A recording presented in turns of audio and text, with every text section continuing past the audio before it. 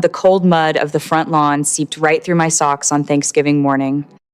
My mother, Brenda, dragged a garbage bag full of my clothes across the porch and shoved it down the concrete steps. Neighbors in our quiet Charlotte subdivision stopped their morning walks to stare. Brenda grabbed the handmade quilt my grandfather Arthur stitched for me. She looked me dead in the eye and dropped it straight into a muddy puddle. Behind her, my sister Madison held her phone high, live streaming the entire humiliation. She laughed into the camera, telling her followers she finally got the extra room she needed for her influencer studio. Brenda stood on the porch and smoothed her expensive sweater. She called me a worthless squatter. Then she stepped inside. The heavy wooden door slammed shut. The deadbolt clicked.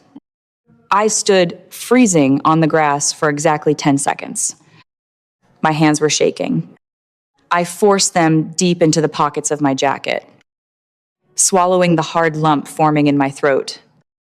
I turned my back on the house, walked to my car, and drove away. The heater took 10 minutes to warm up. My fingers gripped the steering wheel so tight my knuckles turned white. I am 26 years old.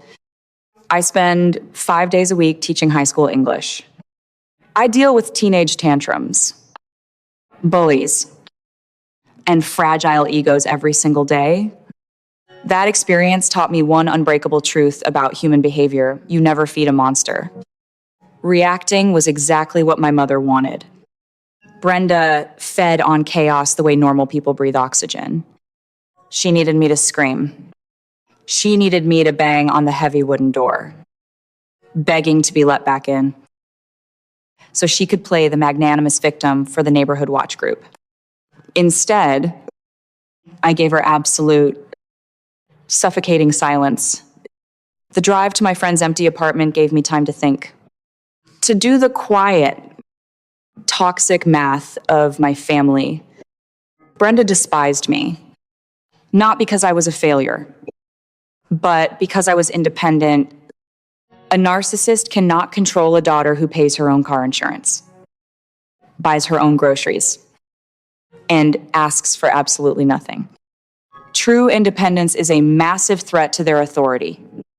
Madison, on the other hand, was the perfect golden child. At 23 years old, Madison lived entirely off our parents' credit cards, funding a completely fake lifestyle for the internet. Madison was a mirror Brenda could look into and see her own inflated reflection. To elevate Madison, Brenda felt she had to destroy me. And then there was Daniel.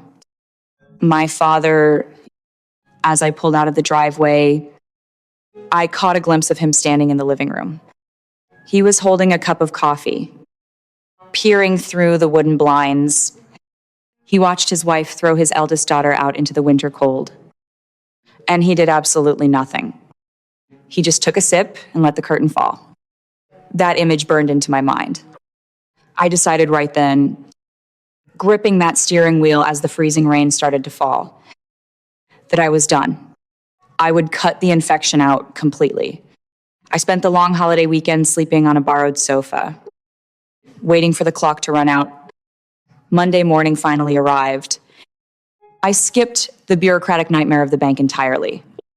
Instead, I opened a small, sealed manila envelope my grandfather Arthur handed me 3 years before he died. He made me promise to only open it in an absolute emergency. The seal broke with a sharp tear. Inside was a single business card for an estate attorney downtown, alongside a handwritten code.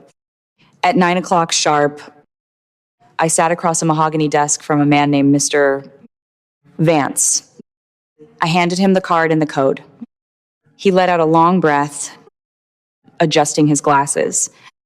He unlocked a heavy steel drawer behind his desk and pulled out a thick blue folder.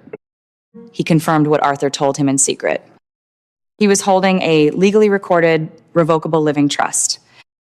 Arthur was a quiet, observant man, A master contractor who built that beautiful, historic house with his own two hands. He watched Brenda treat me like a burden my entire life. He knew exactly what she would do the moment he was gone. He bypassed the messy probate courts completely. The trust automatically transferred the title of that $750,000 Charlotte estate directly to me upon his death. Brenda had absolutely zero legal claim to the property. She was living in my house. Mr. Vance laid the paperwork flat on the desk.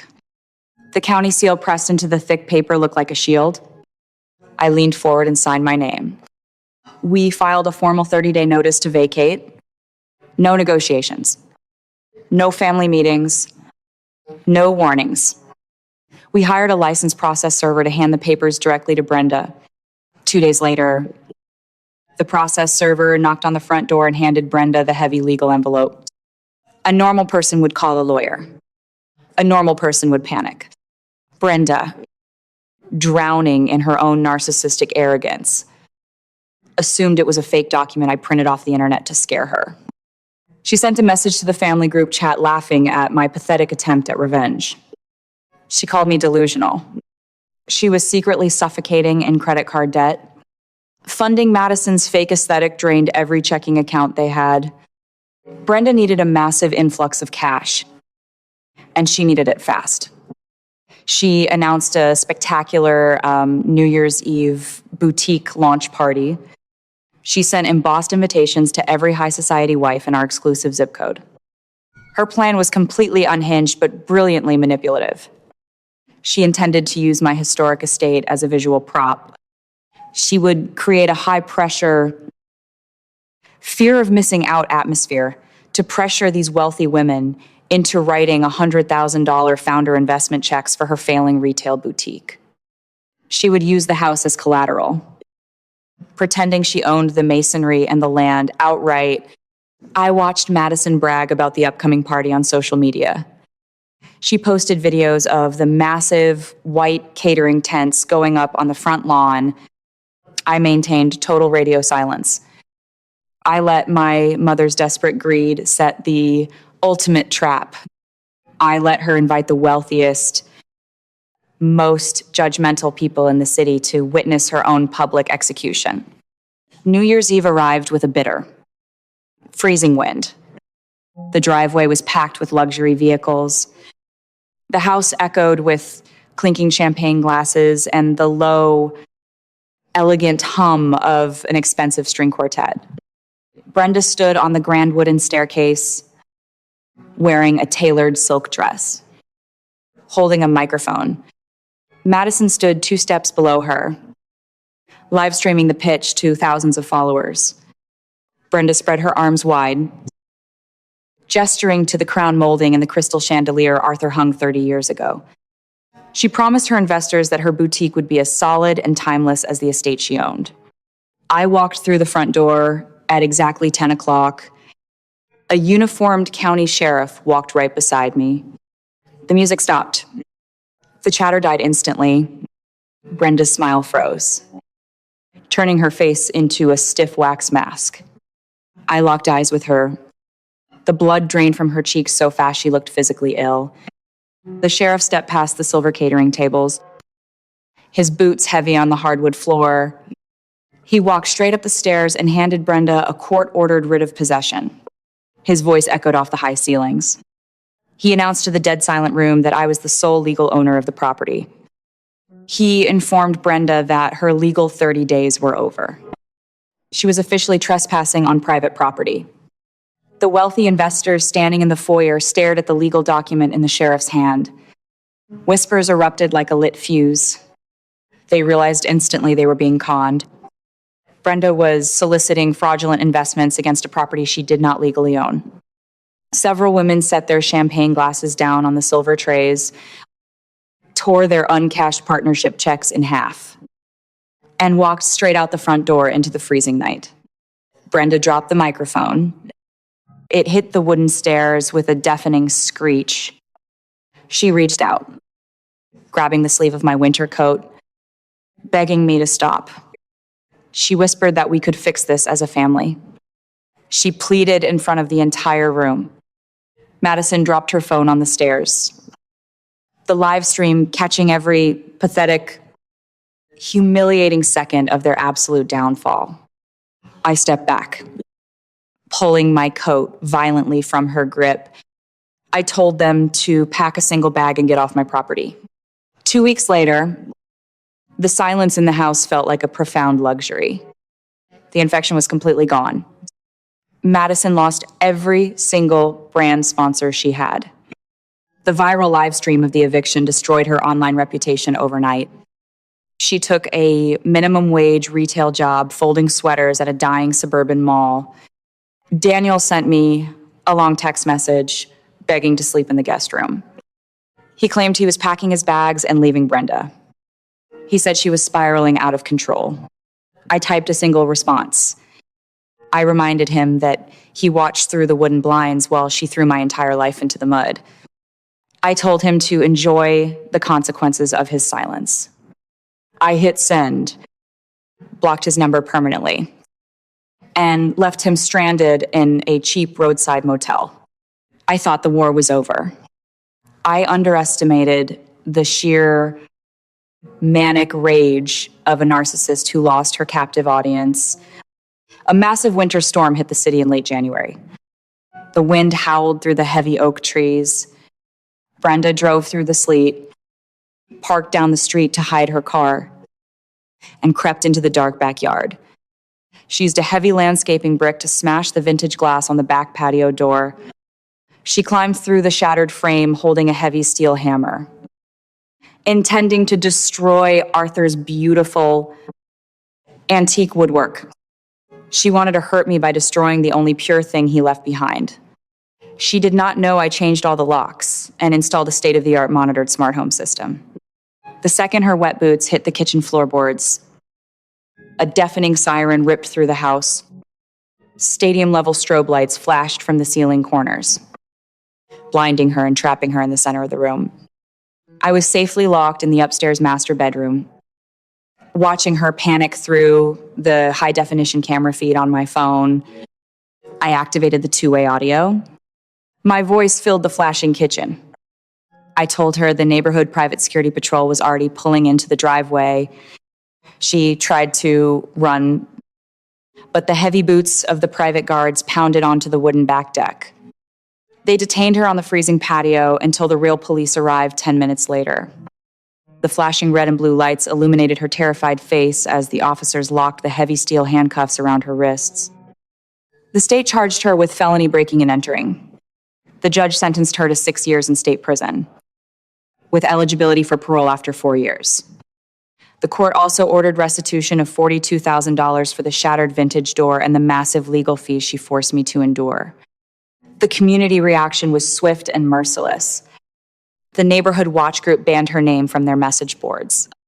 Her high society friends pretended they never even knew her. The women from her prestigious church completely abandoned her. She lost her freedom, her fake wealth, and her precious reputation all in one devastating, self-inflicted blow. A few months into her prison sentence, a wrinkled envelope arrived in my mailbox. The return address bore the harsh black stamp of the state correctional facility. The slanted handwriting was unmistakably hers. I opened it, standing at the quiet kitchen island. She spent 3 pages trying to twist the narrative. Playing the ultimate victim from a concrete cell, she wrote that she was still my mother. She wrote that she pushed me so hard because she wanted me to be strong. She tried to guilt trip me into sending her commissary money, claiming she sacrificed everything for the family. A year ago, those manipulative words would have sent me into a dark spiral of anxiety and self-doubt. A year ago, I would have spent days agonizing over her approval.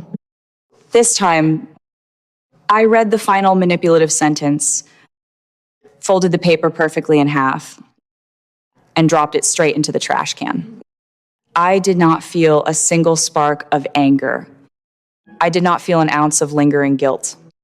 I just felt profound, impenetrable indifference That cold indifference was the absolute proof that I had finally moved on. My life today is completely unrecognizable from the nightmare of that Thanksgiving morning. The house smells like fresh cedar and dark roast coffee, not tension and lingering fear. I fill these large, historic rooms with people who actually care about me. My friends from the high school where I teach come over for dinner on Friday nights. We laugh until our ribs physically ache. We support each other without keeping a toxic transactional scorecard. This is my chosen family. They treat me with the genuine respect and warmth I always deserved. The contrast between this peaceful, sunlit reality and the dark chaos of my past is absolutely staggering. Standing here now, looking out over the front lawn where my clothes were once thrown into the freezing mud, I realized something fundamental about survival. Healing is not just about escaping the blazing fire. It is about studying the severe burns so you never walk blindly into the flames again. Living with toxic people distorts your entire sense of reality. They constantly weaponize family loyalty to subsidize their own personal failures. They manipulate you into believing that your worth is entirely dependent on your total submissiveness. If you stop shrinking yourself to make them comfortable, they instantly accuse you of betrayal. My grandfather Arthur saw through all of that manipulation. He watched the daily abuse in silence, not because he was a coward, but because he was a brilliant strategist. He built a financial and legal fortress for me, document by document, knowing the exact day would arrive when I would desperately need it. This brutal journey taught me 3 absolute rules about life: family, and personal survival. Rule number 1, the ultimate currency of a narcissist is your reaction. They feed heavily on your visible pain, your endless arguments, and your desperate attempts to explain your side of the story. The very moment you stop screaming back and start acting with cold, methodical, legal precision, their false power evaporates completely. Silence is a devastating weapon they simply cannot defend against. When you refuse to play their emotional game, they will ultimately orchestrate their own destruction, trying to force you back to the table. Rule number 2, forgiveness does not require reconciliation. Society loves to push the toxic narrative that you must hug your abusers and invite them back to the holiday dinner table to truly heal your heart. That is a dangerous, manipulative lie. You can let go of the boiling anger. You can stop carrying the heavy weight of lingering resentment. But you can do all of that healing without ever unlocking your front door for them again. Setting a permanent boundary is not an act of aggressive war. It is a profound act of personal self-preservation. You are absolutely allowed to walk away from people who intentionally hurt you, even if you happen to share a last name. Rule number 3, real love prepares a safe way out. Toxic love traps you in an endless cycle of emotional and financial debt. It demands constant sacrifice and gives nothing but harsh criticism in return. True love, like the quiet love my grandfather showed me, works diligently in the background. Arthur did not just offer empty words of temporary comfort. He armed me with an impenetrable legal fortress. He made sure I would never be left out in the cold. Some people show their love by holding your hand through the storm. Others show it by secretly handing you the keys to your absolute freedom. Trust is earned through consistent actions. It is never automatically owed. The blood running through your veins is nothing more than a biological coincidence. Loyalty, mutual respect, and genuine peace are the true, undeniable markers of a real family. Have you been setting yourself on fire just to keep people warm who only ever complain about the smoke? Have you been continually shrinking yourself to fit into a room where you were never truly welcome in the first place? Tell me your story in the comments below. It is time to stop waiting for them to miraculously change. It is time to start building your own door. You are so much stronger than the fake narrative they forced upon you. and your peace of mind is worth whatever it takes to secure it. I know exactly what you are screaming at the screen right now. You are sitting there wondering, why on earth did she stay quiet on that front lawn? Why walk away when her own mother threw her grandfather's handmade quilt into the freezing mud? It is easy to judge from the outside. But let us look at the raw psychology of surviving a toxic household. Sarah endured that environment for 26 years because she was trapped in what behavioral experts call the slot machine effect. It is a concept known as intermittent reinforcement. Toxic parents operate like broken casino games. They drain your energy with cruelty and criticism 99% of the time. However, every once in a while, they drop a single crumb of hope, a random compliment, a peaceful Tuesday, a fleeting moment where they act like a real family. That one tiny crumb keeps you pulling the lever, sacrificing your own sanity, hoping for a jackpot that will never come. Sarah finally walked away from the casino, and her grandfather Arthur handed her the ultimate blueprint for the exit. Let us break down the street-smart financial and legal moves that made this victory so absolute. First, the audit strategy. Scammers absolutely hate details, and toxic people despise undeniable paperwork. Arthur completely bypassed a standard will and executed a revocable living trust. A standard will goes through probate court, giving a narcissist like Brenda months to contest the documents, drain the estate resources, and play the victim in front of a judge. A living trust avoids the court system entirely. It acts as a bulletproof financial audit of ownership. The moment Arthur passed away, that $750,000 house belonged to Sarah. No arguments, no red tape. Second, building the case through silence. Notice how Sarah handled the New Year's Eve boutique launch. Instead of sending angry text messages or firing off useless warnings, she simply let her mother actively commit public financial fraud on a live broadcast. Sarah weaponized the law. A court-ordered writ of possession delivered by an armed sheriff speaks infinitely louder than 1,000 screaming matches. She traded emotional reactions for cold. Legal execution. Finally, the buyout. Sarah spent good money to upgrade the deadbolts and install a high-end monitored security system. That is not just buying cameras, that is investing in your own absolute freedom. When Brenda inevitably lost her mind and broke the glass, that security system triggered a felony arrest and a $42,000 restitution order. Sarah bought her peace of mind, and she forced her abuser to pay the invoice. Here is the final verdict. You cannot negotiate with people who view your independence as a personal attack. Blood makes you related, but consistent, respectful behavior makes you family. If you are stuck in an environment that feels like a psychological war zone, start building your escape route today. Secure your personal documents, protect your bank accounts, and prepare your exit plan. Have you ever had to legally or financially cut off a toxic relative? Drop down into the comments and tell me exactly how you built your own door. Hit that subscribe button for more strategies on protecting your peace, your sanity, and your wallet.